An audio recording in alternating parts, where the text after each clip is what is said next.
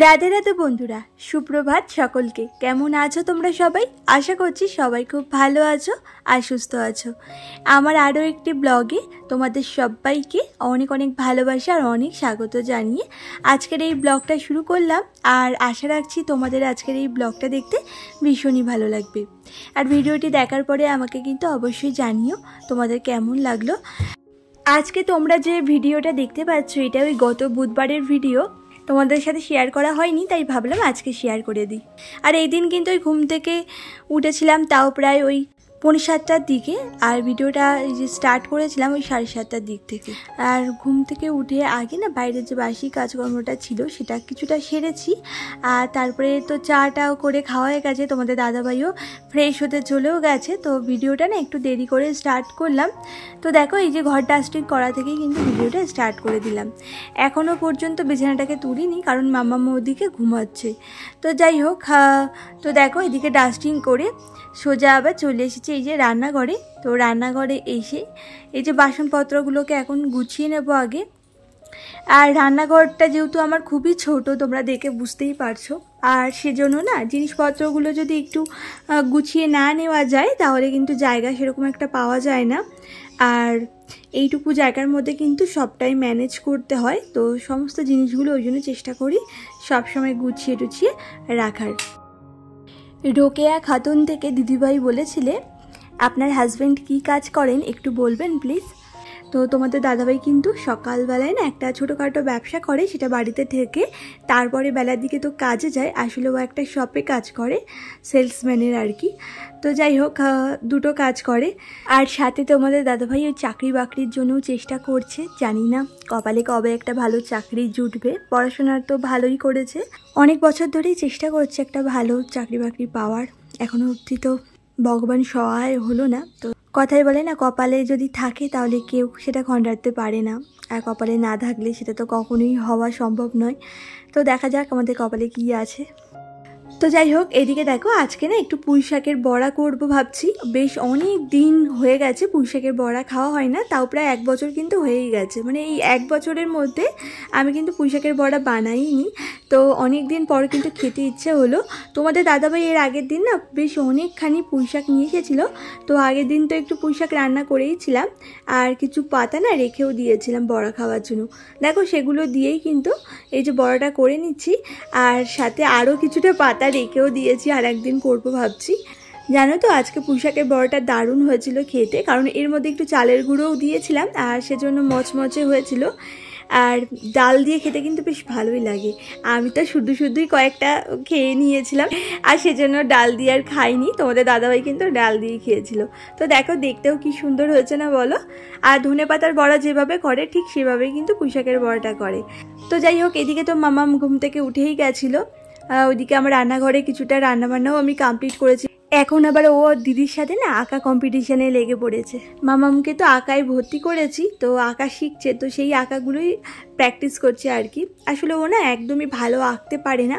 আর লকডাউনের সময় তো খুবই ছোট ছিল, তখন আঁকায় দিয়েছিলাম, তবে আঁকার প্রতি সেরকম কোনো আগ্রহ কিছু দেখছিলাম না, মানে ভালো করে পারছিলই না।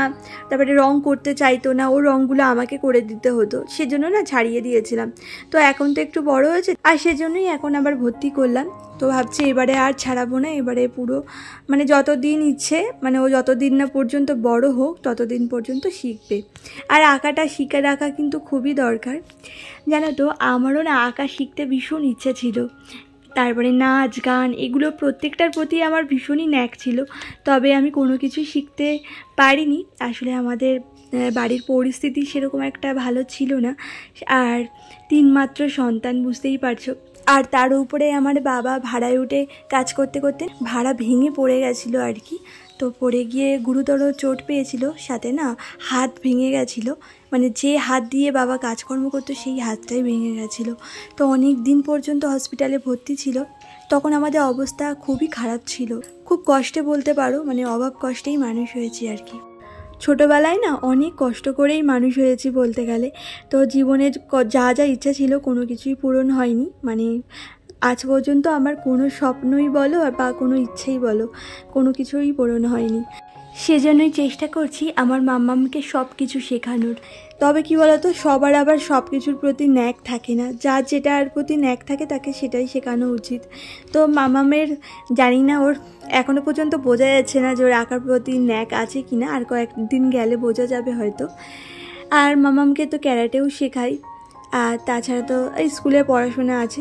গান শেখানোর তো ভীষণ ইচ্ছা ছিল, তবে যেহেতু ক্যারাটে শিখছে আবার এদিকে আঁকায় ভর্তি করেছি, তাই আর গানটা শেখাচ্ছি না। আর বুঝতেই পারছো, মধ্যবিত্ত সংসারে এত কিছু শেখানোও তো একটা বিরাট বড় চাপের ব্যাপার।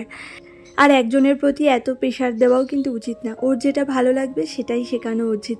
এটা ভেবেই কিন্তু এই দুটোই আপাতত শিখছে, আর পড়াশোনা তো আছেই। তবে আমার জানো তো, যেমন আঁকার প্রতি তেমন নাচের প্রতি তেমন গানের প্রতি, মানে এই তিনটে জিনিসের প্রতি ভীষণই ন্যাক ছিল। কিন্তু ভগবান তো আমার কোনো চাওয়াই পূরণ করলো না, আর কি করা যাবে বলো। তো যাই হোক, তোমাদের সাথে কথা বলতে বলতে এদিকে দেখো, এদিকে সমস্ত বাসনগুলোকে মেজে নিয়েছি। তো মেজে ওই গামলাটার মধ্যেই রেখে দিয়েছি। আর রান্নাবান্না কিন্তু আমি কমপ্লিট করে নিয়েছি, সবটা না অফ ক্যামেরাতেই সেরে নিয়েছি। বেশি কিছু তোমাদের সাথে শেয়ার করলাম না, নইলে ভিডিওটা না অনেক বড় হয়ে যাবে। আর বেশি বড় ভিডিও তোমাদের যদি ভালো না লাগে, আর সেজন্যই না একটু কাটছাট করে দিয়েছি আর কি। তো যাই হোক, ওদিকে দেখো রান্নাবান্না করার পরে কিন্তু আমি প্রতিদিনই রান্নাঘরটাকে খুব ভালো করে ক্লিন করি। আর এই যে গ্যাস ওভেনটাকে কিন্তু খুব ভালো করে স্কচ ব্রাইট দিয়ে মেজে, তারপরে এই যে যেটা দিয়ে রান্নাঘরটা মুছি না, সেটা দিয়ে দেখো ভালো করে পরিষ্কার করে নিই।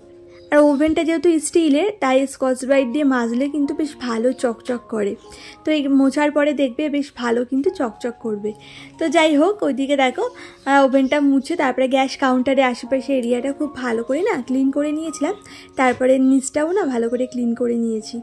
তো যাই হোক, তারপরে দেখো সোজা ছাদে চলে এসেছি। তো সকালবেলায় ঘুম থেকে উঠে না বেশ খানিকটা জামা কাপড় আমি ভিজিয়ে দিয়ে গেছিলাম, তো সেই জামা কাপড়গুলোই এখন কেচে নেবো আর কি। আর এইদিকে মামামের যে জামাটা আমি এখন কাচ্ছি, এই জামাটার মধ্যে জানো তো কোথা থেকে কি দাগ লাগিয়ে এনেছে, কিছুতেই উঠছিল না। তারপরে দেখো ব্রাশটা দিয়ে না ভালো করে ঘষছিলাম, তো ঘষতে ঘষতে দেখলাম উঠে গেছে। আর জানো তো, সার্ফ এক্সেল দিয়ে জামা কাপড় কাচলে যে কোনো দাগ কিন্তু সহজেই উঠে যায়। আর আমি তো এটা দিয়েই কাছি, তো দেখেছি মামাম কিন্তু জামা কাপড়ে অনেক দাগ লাগায়। আইসক্রিম খেয়েও জামা কাপড়ের মধ্যে ফেলে, মানে চকলেট আইসক্রিমগুলো দেখবে সহজে কিন্তু উঠতে চায় না, তবে আমি দেখেছি ওর জামা কাপড় থেকে সমস্ত দাগ উঠেই যায়। তো যাই হোক, তো এদিকে দেখো সমস্ত জামা কাপড় কেচে নেওয়া হয়েছে। আজকে সাথে আবার দুটো চাদরও কেচেছিলাম।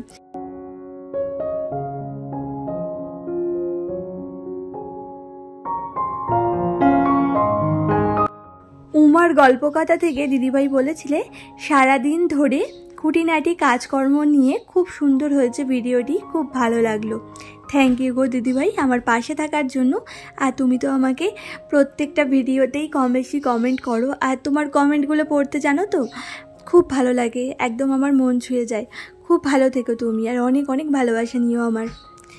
আর এসএস ফ্যামিলি থেকে আমাকে দিদিভাই বলেছিলে খুব খুব ভালো হয়েছে ভিডিওটি। থ্যাংক ইউ গো আমাকে এত সুন্দর করে কমেন্ট করার জন্য আর আমার পাশে থাকার জন্য। এইভাবেই আমার পাশে থেকো।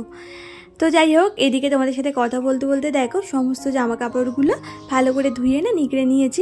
তারপরে ওই জলে দেখো চাদরগুলোকেও খুব ভালো করে ধুয়ে নিয়েছি। আগে আরও একবার ধুয়েছিলাম, এটা লাস্টবার ধুলাম আর কি। আর দুবার করেই আমি জামা কাপড়গুলো ধুই, আর নইলে না সার্ফের ফেনাগুলো যেতে চায় না।